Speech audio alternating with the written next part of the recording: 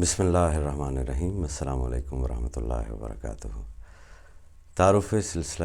چشت کے حوالے سے مرابط ٹی وی کی اس تیسری نشست میں آپ سب کو بہت عاجزانہ سلام۔ آج کی اس نشست میں ہم اس عظیم الشان روحانی تحریک کو دہلی یعنی دارالحکومت آتے دیکھتے ہیں ہندوستان کے۔ جیسے میں نے پہلے عرض کیا تھا کہ یہ کیونکہ تعارف کا سلسلہ ہے تو اس سلسلے تعارف کے اندر اس سلسلے کے مزاج کو سمجھنے کی بھی جو ہے وہ بہت ضرورت ہے۔ تو خواجہ غریب نواز کی حکمت کا ذرا جو ہے وہ اندازہ لگائیے کہ جب تک ہندوستان کا گڑھ، اس کے راجپوتانہ سامراج کا گڑھ جو ہے وہ اجمیر شریف رہتا ہے، اس کا سیاسی، سماجی اور مذہبی مرکز رہتا ہے، وہاں پر خواجہ غریب نواز خود جو ہے وہ موجود رہتے ہیں۔ اور پھر مسلمان فاتحین کی وجہ سے جب ہندوستان کے اوپر اسلام کا غلبہ جو ہے وہ آنے لگتا ہے اور سلطنت کا دارالحکومت لاہور سے دہلی شفٹ ہوتا ہے تو التمش کے دور میں حضرت خواجہ قطب الدین بختیار کاکی اوشی علیہ رحمت کو جو ہے وہ آپ دہلی میں خانقاہ قائم کرنے کے لیے بھیجتے ہیں۔ گزشتہ نشست میں نے آپ کو عرض کیا تھا کہ خواجہ غریب نواز کے دو بڑے معروف جو ہے وہ خلفاء گزرے۔ ایک تھے حضرت خواجہ قطب الدین بختیار کاکی اوشی علیہ رحمت، جن کا ذکر جو ہے وہ اس مجلس کے اندر ہوگا، اور گزشتہ نشست کے اندر میں نے آپ کے سامنے ذکر کیا تھا حضرت حمید الدین صوفی ناگوری کا۔ آپ بھی بڑے معروف خلیفہ ہیں۔ تو اب دیکھیے گا کہ خواجہ صاحب کی حکمت کیا تھی کہ انہوں نے حضرت خواجہ قطب الدین بختیار کاکی اوشی علیہ رحمت کو دہلی کے لیے چنا اور حضرت حمید الدین صوفی کو جو ہے وہ ناگور کے لیے آپ نے چنا۔ تو حضرت خواجہ قطب الدین بختیار کاکی علیہ رحمت کا جو مزاج ہے، جو آپ کی طبع ہے، ایک تو یہ ہے کہ وہ اقتدار سے جو ہے وہ دور رہتے ہیں، عنان حکومت والے لوگوں سے جو ہے وہ دور رہتے ہیں، اور خلقت کے اتنا قریب ہیں کہ پورے دہلی کی جو عوام ہے وہ آپ کے ساتھ والہانہ محبت کے اندر جو ہے وہ گرفتار ہو جاتی ہے۔ تو کسی بھی سماج کے اندر جہاں پر اتھارٹیرینزم ہوگا اور طاقت کا مرکز جو ہے وہ ایک شخص جو ہے وہ ہوگا، یا ایک آمر ہوگا، یا ایک بادشاہ ہوگا، تو ایسے دور کے اندر عوام کی آواز بننے کے لیے جو ہے وہ کوئی بھی تیار نہیں ہوتا، اور اپوزیشن کی آواز یا اپریسڈ حلقے کی، مظلوم طبقے کی آواز اگر کوئی بنتا ہے تو وہ صرف جو ہے وہ صوفی اور درویش ہی جو ہے وہ بنتا ہے، اور پھر وہ ایک ایسا ہی صوفی اور درویش ہونا چاہیے کہ جس کو طاقت اپنی طرف لبھا نہ سکے، جی، نہ وہ طاقت کے قریب جانا چاہتا ہو، وہ نہ طاقت کے ساتھ مراسم جو ہے وہ رکھنا چاہتا ہو، اور جو مظلوم طبقہ ہے اس کے لیے وہ اتنی شفیق ہستی ہو، اتنی شفیق ہستی ہو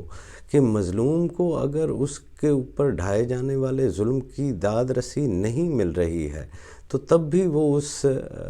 شفقت کے سائے میں جو ہے وہ چلا جائے اور اس کا دلاسا ہو جائے، اس کے لیے افاقہ ہو جائے، اس کے مرہم کے اوپر، اس کے زخم کے اوپر جو ہے وہ مرہم رکھا جائے۔ تو حضرت خواجہ قطب الدین بختیار کاکی علیہ رحمت کا جو چناؤ ہے بطور خلیفہ کے کہ دہلی میں انہوں نے خانقاہ کو قائم کرنا ہے، تو اس کے پیچھے جو ہے وہ خواجہ قطب پاک کی ایک شخصیت کا جو ہے وہ بھی عنصر شامل ہے کہ آپ کے اندر یہ تمام خوبیاں جو ہے وہ موجود تھیں۔ تو سلطان التمش کے دور میں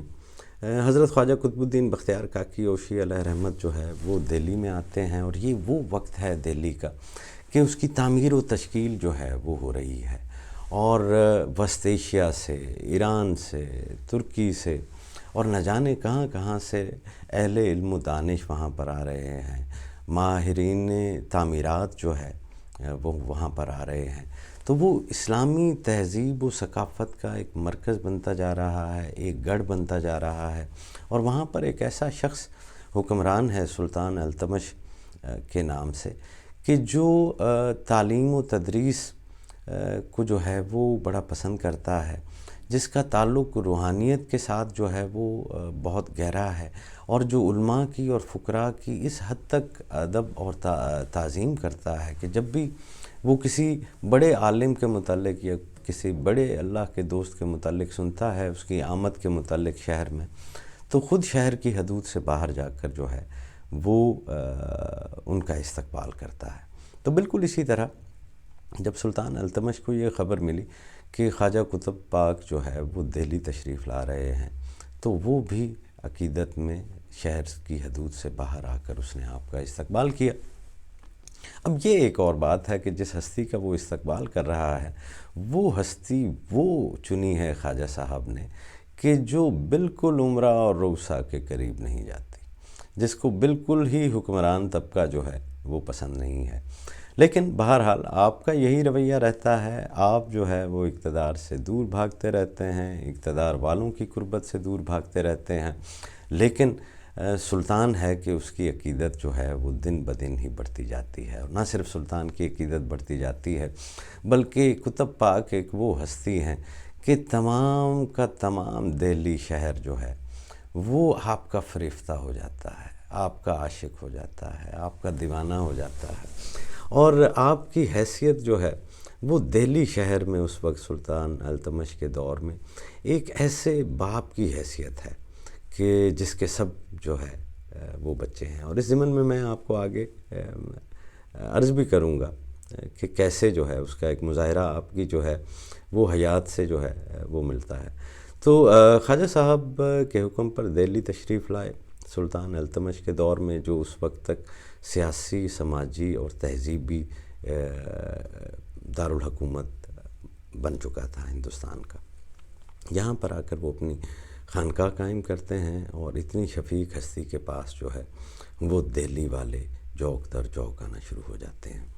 اب ایک نووارد کے ساتھ شہر والوں کی اتنی والہانہ محبت جو ہے وہ لازمی بات تھی کہ اس دور کے علماء کے لیے شاید تکلیف کا باعث جو ہے وہ بنتی ہو۔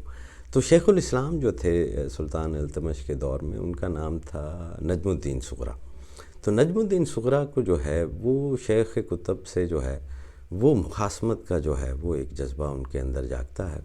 اور میر خرد نے سیر الاولیاء میں لکھا ہے کہ حضرت خواجہ معین الدین چشتی اجمیری غریب نواز دہلی میں خواجہ قطب پاک سے ملنے کے لیے آتے ہیں، اور وہاں آ کر انہیں معلوم ہوتا ہے کہ اس درجے کا حسد جو ہے وہ شیخ الاسلام نجم الدین صغری کے دل میں ہے کہ وہ میرے اس عزیز خلیفہ کو اس شہر کے اندر برداشت نہیں کرتے۔ تو اپنے عزیز کے متعلق جو ہے ایسی حالات جب دیکھتے ہیں تو آپ اپنے خلیفہ خواجہ قطب پاک کو فرماتے ہیں کہ اب آؤ آپ میرے ساتھ جو ہے وہ دہلی چلو، اور اب آپ جو ہے وہ دہلی روانہ ہونے لگتے ہیں۔ تو دہلی جب روانہ ہونے لگتے ہیں تو سیر الاولیاء میں جو ہے وہ خواجہ صاحب کے متعلق لکھا ہے کہ جب حضرت خواجہ معین الدین چشتی اپنے خلیفہ کو لے کر شہر کی حدود سے باہر نکلے، اور عوام کے اندر یہ خبر جو ہے وہ ایک کوہرام کی طرح جو ہے وہ دوڑ گئی، اور لوگ جو ہے وہ اپنے گھروں سے جو جس حالت میں تھا اسی حالت میں جو ہے وہ باہر کو روانہ ہوا، اور یہ پوزیشن تھی کہ خود بادشاہ جو ہے وہ بھی دوڑے دوڑے جو ہے وہ باہر جو ہے وہ چلے آئے۔ اور خواجہ میر درد لکھتے ہیں کہ جہاں جہاں خواجہ قطب پاک جو ہے وہ اپنے قدم رکھتے، لوگ اس جگہ کی خاک کو تبرکاً اٹھانا جو ہے وہ انہوں نے شروع کر دیا۔ تو جب حضرت خواجہ معین الدین چشتی اجمیری غریب نواز نے یہ واویلا سنا تو آپ نے رک گئے، اور آپ نے خواجہ قطب سے فرمایا کہ یہ شہر والے آپ کو یہاں سے جانے نہیں دیں گے، اور میں یہ جائز نہیں سمجھتا کہ اتنے لوگوں کا دل دکھایا جائے۔ آج سے ہم نے اس شہر کی سلطانی آپ کے ذمہ کی، آپ دہلی واپس تشریف لے جائیے۔ اور یوں اس شہر دہلی کی سلطانی خواجہ غریب نواز نے حضرت خواجہ قطب پاک کو تفویض کی، اور خود اجمیر شریف روانہ ہو گئے۔ خواجہ قطب پاک جو ہے وہ دہلی میں آ گئے۔ خواجہ قطب کی جو موجودگی ہے، خود اس موجودگی نے جو ہے وہ ہندوستان کے طرز فکر اور اس کی سوچ کے اوپر جو ہے وہ اثر ڈالنے لگ گئی۔ ایک ایسا بڑے کردار کا شخص، ایک اتنی عزت اور اتنی محبت کا حامل شخص ایک نمونے کی صورت میں جب دہلی بیٹھا ہو تو اس کے اثرات سے، اس شخصیت کی اتنی قدآور شخصیت کے اخلاق کے اقدار سے، اس کے علم کے اقدار سے، اس کے استغنا کے حوالے سے ایک ایسا نمونہ باعمل جو ہے وہ موجود تھا کہ یہ جو فکر تھی صوفیانہ، یہ جو چشتیہ سلسلے کا فلسفہ تھا، وہ ہندوستان کے کونے کونے میں جو ہے وہ پھیل گیا۔ نہ کہ صرف وہ مسلمانوں کے ذریعے جو ہے وہ پھیلتا ہے، بلکہ دیگر مذاہب کے لوگ جو ہے وہ بھی جب ایسی باعمل شخصیت کو اپنی آنکھوں کے سامنے پاتے ہیں تو نہ صرف اس کے عشق میں گرفتار ہو جاتے ہیں، بلکہ ان کے شعور اور ان کی سوچ جو ہے وہ بھی اسی بزرگ کے سوچ اور اس کی شعور کے اندر جو ہے وہ متاثر ہوتی ہے۔ تو حضرت خواجہ قطب الدین بختیار کاکی علیہ رحمت نے جو دہلی میں خانقاہ قائم کی تو اس کے اثرات پھر آنے والی صدیوں نے آج تک جو ہے وہ دیکھے ہیں۔ حضرت خواجہ قطب الدین بختیار کاکی علیہ رحمت کے یوں تو بہت سارے خلفاء جو ہے وہ گزرے، لیکن جو معروف ہوئے سب سے، ان میں حضرت بابا فرید الدین مسعود گنج شکر علیہ رحمت ہیں، اور حضرت بدر الدین غزنوی جو ہے وہ بھی ہیں۔ حضرت بدر الدین غزنوی سے کچھ اتنا زیادہ سلسلہ جو ہے وہ نہیں چل پایا، اور سلسلے کا اور خانقاہ کا سارا نظام جو ہے وہ حضرت خواجہ فرید الدین مسعود گنج شکر علیہ رحمت کے جو ہے وہ نصیب آیا، جنہوں نے اجودھن میں جو ہے وہ اپنی خانقاہ قائم کی۔ بابا صاحب کی خانقاہ اور آپ کے خلفاء اور اس وقت کے ماحول کے اوپر تو ایک علیحدہ سے نشست کے اندر جو ہے وہ ہم تذکرہ کریں گے، لیکن آج کی نشست میں خواجہ بدر الدین غزنوی اور سے کیوں تشکیل نو جو ہے وہ نہیں ہو سکی، اور حضرت بابا فرید الدین مسعود گنج شکر علیہ رحمت کیوں دہلی سے اجودھن جو ہے وہ چلے آئے۔ جب حضرت خواجہ قطب الدین بختیار کاکی علیہ رحمت کا وصال ہو جاتا ہے، اور وہ کیا ہی مشہور مصرع ہے کہ کشتگان خنجر تسلیم را، زماں از غیب جانے دیگر است۔ تو روایت یہ ہے کہ ایک سماع کی محفل میں اس شعر کے اوپر جو ہے آپ کا وصال ہوا۔ تو جو بدر الدین غزنوی علیہ رحمت تھے، یہ ساری زندگی جو ہے وہ حضور قطب پاک کے پاس ہی رہے، بڑے جید عالم تھے۔ میر خرد لکھتے ہیں کہ آپ کے شاعری کا ایک دیوان جو ہے وہ بھی تھا۔ آپ کو وعظ کے اندر بڑا کمال تھا، تو بہت اچھے جو ہے وہ مقرر تھے، اور جب تک آپ اپنے شیخ کی خانقاہ میں تھے تو تب بھی وعظ دیا کرتے تھے، اور آپ کے وعظ سننے والوں میں خود حضرت بابا فرید الدین مسعود گنج شکر علیہ رحمت جو ہے وہ بھی تھے۔ تو ایک خدشہ جو رہتا تھا کہ چشتی بزرگ جو ہیں وہ اپنے طریق سے شاید ہٹ جائیں، اسی خدشے کے تحت جو ہے وہ حکمرانوں سے دور رہنے کی تلقین کی جاتی ہے کہ حکمران طبقہ جو ہے وہ ایک سالک کو کرپٹ کر دیتا ہے، ان کے ساتھ میل جول جو ہے وہ ایک سالک کو اپنے اعلیٰ مقاصد کے حصول سے جو ہے وہ دور لے جاتا ہے۔ تو خواجہ صاحب کے وصال کے بعد حضرت بدر الدین غزنوی جو ہے وہ دہلی میں ہی رہتے ہیں، امراء اور رؤساء کے ساتھ جو ہے وہ ان کا اٹھنا بیٹھنا جو ہے وہ ہوتا ہے، اور پھر جو تشکیل ہے لوگوں کی وہ اس طرح سے جو ہے وہ نہیں ہوتی۔ تو التمش کے انتقال کے بعد جب دہلی کے حالات ابتر ہونے لگ گئے تو شیخ بدر الدین غزنوی جو ہے وہ نظام الدین خریطہ دار کے ساتھ جو ہے وہ وابستہ ہو گئے، لیکن پریشانی کی حالت میں ہی جو ہے وہ آپ نے وصال فرمایا۔ آپ کا جو مزار شریف ہے وہ دہلی میں ہی ہے۔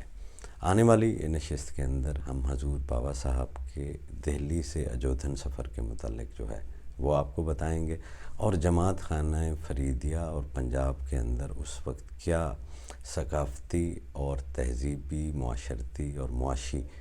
پس منظر تھا، اس سے آپ کو آگاہ کریں گے۔ اپنا بہت خیال رکھیے، اللہ تعالیٰ آپ کو خیر سے نوازے اور خیر بانٹنے کی توفیق سے نوازے۔ السلام علیکم ورحمۃ اللہ وبرکاتہ۔